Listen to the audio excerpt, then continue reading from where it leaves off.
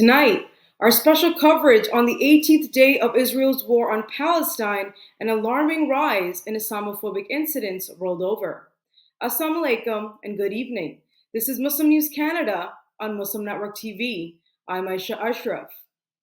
Today is the 18th day since Israel launched its indiscriminate offensive in Palestine, which it calls its right to defend itself. Israel has intensified its control over the West Bank. Israeli forces have added more checkpoints and are imposing tighter restrictions on movement between towns and villages. There are daily incursions by Israeli settlers and forces into refugee camps with repeated efforts to dismantle the resistance movement. In the latest series of settler attacks, Palestinian farmers have been assaulted in a village located in the northern occupied West Bank. Israeli settlers attacked the olive pickers in the village and threatened them with firearms.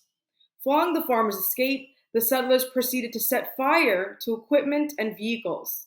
They also looted the villagers' tools, cell phones, and the harvested crops. A report from the Wall Street Journal says Israel has agreed to postpone the ground invasion of Gaza to allow the United States to deploy missile defenses to the region.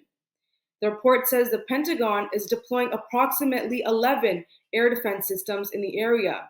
These defense systems will also be used by the U.S. troops stationed in Iraq, Syria, Saudi Arabia, and the United Arab Emirates.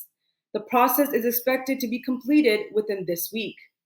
On the international front, Qatar's Prime Minister has expressed optimism on the release of captives held by Hamas.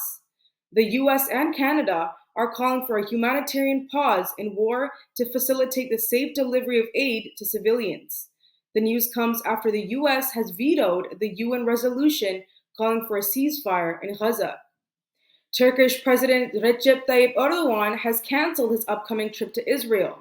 Erdogan has vowed to employ all necessary means to address the ongoing Israeli assaults. In another development, Israel has refused a visa to the UN Humanitarian Affairs Chief, following critical comments made by UN Secretary General Antonio Guterres. Israel's ambassador to the UN has cited these remarks as a reason for the visa denial. He is calling for Guterres' resignation. A British charitable organization, Oxfam, says Israel's deliberate use of starvation as a weapon of war is affecting civilians in Gaza. Data collected by Oxfam shows that only 2% of the usual food supply has reached the enclave due to Israel's ongoing total siege. The health system in Gaza has completely collapsed.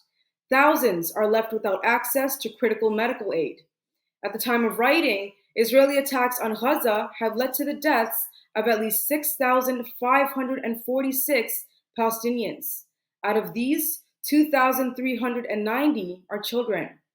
At least 16,297 Palestinians are injured. 1.4 million people in Gaza are now internally displaced. 21 Palestinian journalists have been killed in the ongoing conflict, and more than 1,400 people have been killed in Israel since October 7th.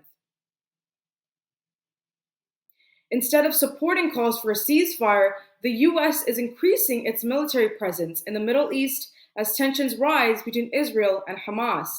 The U.S. will redeploy aircraft carrier USS Eisenhower and its accompanying battle group to the eastern Mediterranean.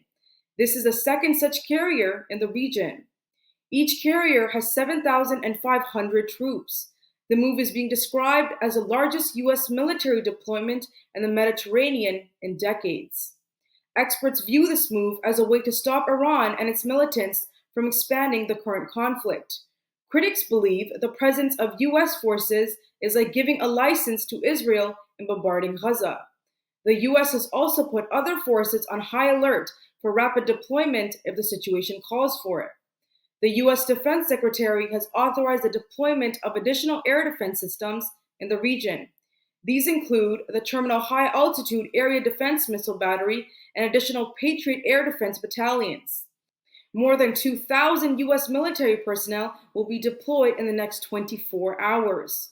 The group consists of experts in various fields, including air defense, security, logistics, and medical support. The Pentagon confirmed earlier this month that additional troops and naval units are on standby. Prime Minister Justin Trudeau has announced support for humanitarian pauses in the Israel-Hamas conflict to facilitate the delivery of crucial aid to civilians in the Gaza Strip. Canada's Foreign Minister Melanie Joly says a humanitarian pause can help Canadians safely exit Gaza. Joly says it is of utmost importance to increase humanitarian aid to Gaza. She says a civilian is a civilian and deserves assistance regardless of nationality. Deputy Prime Minister Chrystia Freeland says Canada's focus remains on humanitarian aid rather than military assistance to Israel. International Development Minister Ahmed Hussein has pledged Canada's support to deliver more aid to Gaza civilians. A third convoy of aid trucks has arrived in Gaza from Egypt with essential supplies such as water, food, and medicine. However, the UN says fuel is not included in the delivery and supplies in Gaza remain dangerously low. A Muslim British lawmaker has been subject to discrimination before boarding a flight to Canada because of his Muslim name. Labour MP Mohammed Yassin was traveling with the group of MPs to Canada as a part of Housing and Communities Committee. Air Canada officials inquired about the presence of weapons and his place of birth. The committee's chair calls the incident, quote, racist and Islamophobic in nature. He says other committee members cleared security checks at Heathrow Airport, while MP Yassin was significantly delayed and told it was because of his name. MP Yassin faced similar challenges on his return journey at Montreal and Toronto airports. Later, MP Yassin received an apology from the Canadian Minister for Immigration and Air Canada. The new Democratic Party leader, Marit Stiles, has announced the removal of lawmaker Sara Jama from their caucus. The rookie legislator for Hamilton Centre sparked controversy with her remarks earlier this month on the Israel-Hamas conflict. She has been specifically criticized for not condemning the Hamas attack on Israeli civilians. Initially, Stiles stood by Jama. However, with mounting pressure from Jewish groups and lawmakers, Stiles later said that Jama's unilateral actions have compromised the party's trust. In the legislature, Jama opposed a censure motion related to her statement. Jama argued that the motion is a distraction from the government's attempt to mute pro-Palestinian voices. The progressive conservatives have effectively sidelined Jama in legislative debates. They demand a retraction and a fresh apology. They say if Jama fails to do this, the Speaker will not recognize her contributions in the House. Despite this, Jama retains her voting rights. A man has vandalized this past Sunday the front of a prominent mosque and Islamic center located in Ottawa. The act has been carried out using a plastic bag filled with feces. The incident has been captured on surveillance. It has left the local community in utter shock and dismay. Muslim advocacy group, the National Council of Canadian Muslims, calls the incident yet another in a series of Islamophobic acts. The council says it is actively coordinating with the mosque authorities and Ottawa Police Services for a comprehensive investigation. Statistics show an alarming 1,300% spike in reports of Islamophobic incidents within the past 2 weeks.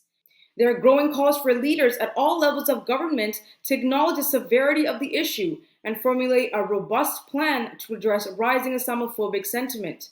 Community leaders say incidents like this are unacceptable in a diverse country like Canada. Thank you for watching. Our news is produced by Muslim Network TV, which is a not-for-profit organization. We need your support for donations. Please scan the QR code on our broadcast or visit muslimnetwork.tv to donate now, so we can continue to amplify the voices of Muslims in Canada and abroad.